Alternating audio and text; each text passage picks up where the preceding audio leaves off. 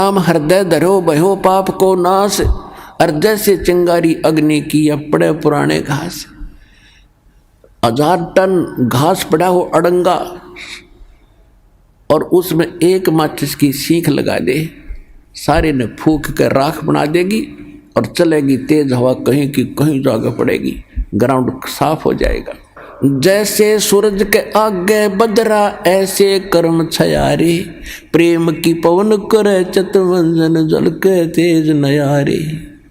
आत्मा और परमात्मा के बीच में ऐसे पाप कर्म बाधा बने हुए हैं जैसे सूर्य के बीच में बादल हों और तेज हवा चलती है, उन बादलों को तितर बितर करके और वो स्वच्छ प्रकाश आप तक पहुंचा देती है।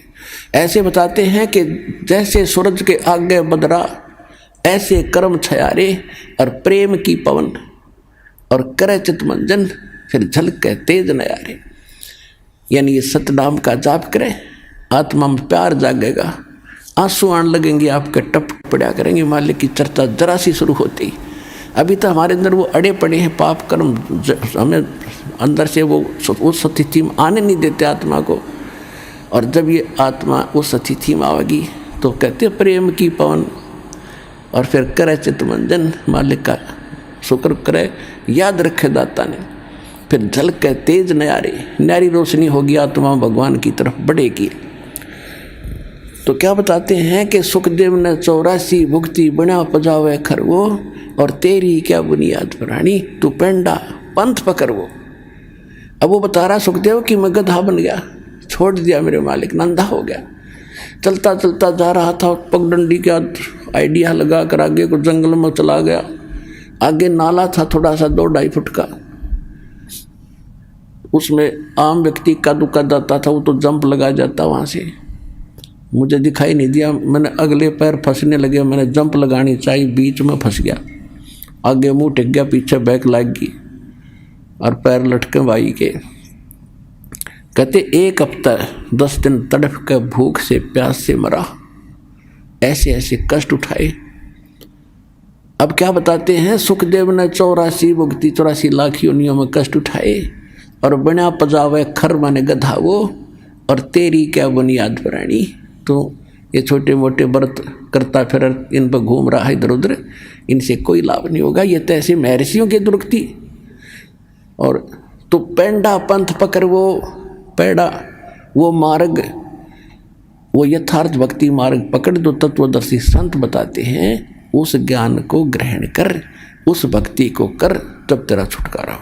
अब परमात्मा से ज्ञान प्राप्त करके आदरणीय गरीबदास साहिब जी क्या कह रहे हैं, मन तू चल रे सुख के सागर, जो शब्द सिंधु रत्नागर। अब सुख सागर किसे कहते हैं? शंखो लहर मेहर की उपज, कहर नहीं जा कोई, दास गरीब अचल अविनाशी, सुख का सागर सोई। शंखो लहर मेहर की उपजे, जैसे मेरे दास के साथ तो बहुत बार ऐसी घटनाएं हुई है, कभी पहले भी नाम लेने के बाद तो बहुत ज़्यादा होता है। अकेले बैठे हो, चिंतन मालिक का चल रहा हो, ऐसी स्थिति आ जाती है चाहे किसी ने हमें कितनी पीड़ा दे रखी है, कितना दुखी कर रखा है, तो उसके प्रति भी द्वेष नहीं आता, ऐसी सब अपनों सा दिखाई देता है, कोशिश करके भी नहीं होता, और वो होती है थोड़ी सी देर की, उसके बाद 100 कोशिश कर लेते हैं उस तरह स्थिति में आने की, नहीं आ पाते हैं। तो वह मेहर की लहर थी, उसके जाने के बाद कहर की लहर शुरू होगी। उसने ऐसे क्यों कर दिया, उसे वो ऐसे क्यों बोला, वो करना है, वो रह गया, वो नुकसान हो गया, उसने वो ऐसे चलेंगे, वो करेंगे, ये कहर की लहर टूटी होगी शुरू। तो कहते हैं वह शंखों लहर मेहर की उपजे, वह ऐसा भाव रहेगा और कहर नहीं, जहाँ कोई दुख नहीं, कोई कष्ट नहीं। और दास गरीब अचल अविनाशी, सुख का सागर सोई। अब क्या कहते हैं, मन तू चल रहे सुख के सागर, जहाँ शब्द सिंधु रत्नागर, रत्नागार, आगार मन डिपो खान, वह सुख की खान है, सतलोक, यानी जिसमें कि उस चीज का अभाव नहीं, कोयले की खान कोयला निकाल ले जा, अंत नहीं आता। कहते वो आगार है, डिपो है सुख का, सुख सागर, रत्न आगार, आगार माने रत्न, यानी सुख रूपी रत्नों का भंडार है वो। फिर क्या बताते हैं, कोटि जन्म तन भर मत हो गए और कुछ नहीं हाथ लग्या रे, कुकर सुकर खरबा बोरे कौआ हंस बगारे। कोटि जन्म तू राजा की न्या मिटी न मन की आशा, और भिक्षुक होके दर दर घूमया, ये मिला ना निर्गुण रासा। आप ऐसे भी साधक रहे हो, घर त्याग दिया प्रेरणा पाके, जंगल में बैठ के गांव से भिक्षा मांग लाए, सूखी रोटी जैसी मिली उनको 2-2 3-3 दिन वृक्ष का बांध देते थे पहले ऋषि मुनि, और सूख जाती थी, फिर उनको पानी में भिगो भिगो के 2-2 दिन खाते थे कि रोजाना कौन जावा टाइम वेस्ट कर रहे। कैसे ऐसे कहते ऐसे कठिन तप साधना भी तूने की जिसके कारण आप इंद्र की पदवी भी प्राप्त कर ली, स्वर्ग का राजा बने, पृथ्वी के राजा बन गए। आप ब्रह्मा विष्णु महेश की भी पदवी प्राप्त आपने कर ली, लेकिन आपका यो जन्म मरण नहीं मिटा, यो कष्ट नहीं मिटा इस सत्य साधना के ना मिलने से। कहते इंद्र कुबेर ईश की पदवी और ब्रह्मा वरुण धर्मराया और विष्णुनाथ के लोक को जाकर तो फिर भी वापस आया। अब देखो, हम तो एक छोटे से क्षेत्र के कोई चेयरमैन बन जा, सरपंच बन जाता है, बस उस समय काख पीटे बिना ज्ञान के, और चेयरमैन बन जाता कहना है कि एमएलए एमपी बन जा, पता नहीं क्या बन गया।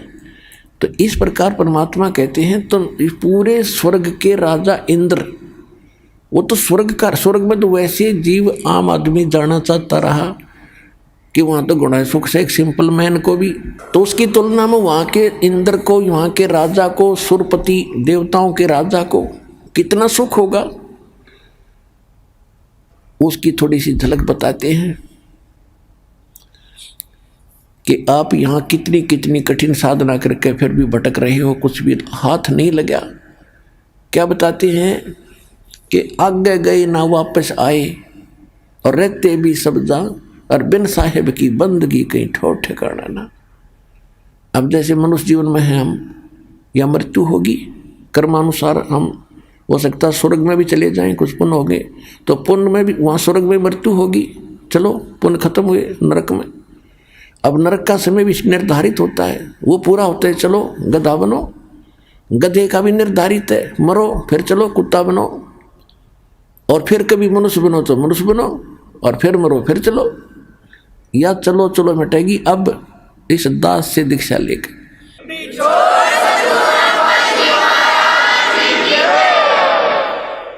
तो क्या बताते हैं कि एक समय मार्कंडे ऋषि, देखो गीता अध्याय नंबर 4 के श्लोक नंबर 25 से लेकर 30 तक यही निर्णय दिया है कि जो भी जैसी साधना करा, कोई ब्रह्म साधना करता है, कोई देवताओं की पूजा करता है, कोई हठ योग करता है, कोई तपस्या करता है, कोई स्वाध्याय करता है, कोई अहिंसावादी तीक्ष्ण व्रत जैसे मुंह पर पट्टी बांध कर नंगे पांव फिरना, इसी को मोक्ष मान रहा है।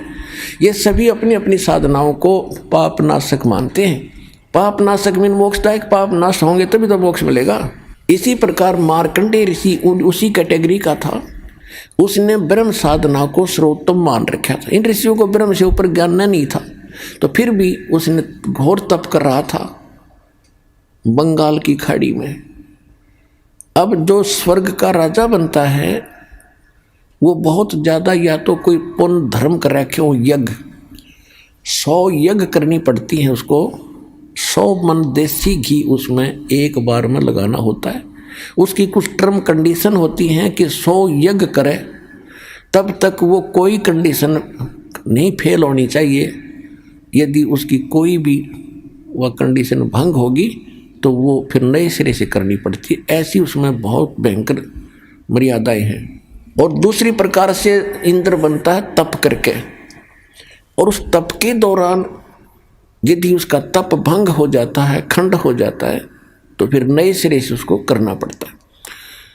और जो इंद्र की पदवी पर इंद्र बैठा है, स्वर्ग का राजा, उसको एक इंस्ट्रक्शन और होती है कि यदि तेरे शासन काल में यदि कोई अन्य प्राणी ने पृथ्वी पर इंद्र की पदवी प्राप्त करने योग्य तप कर ले, या राजनीति है वहां तक चलती है, तो तुझे पद से हटा के बीच में हटा देंगे और उसको वो पद दिया जाएगा। ये तेरी जिम्मेवारी है कि उसको तप नहीं होने देना, ये उसकी मजबूरी बन गई।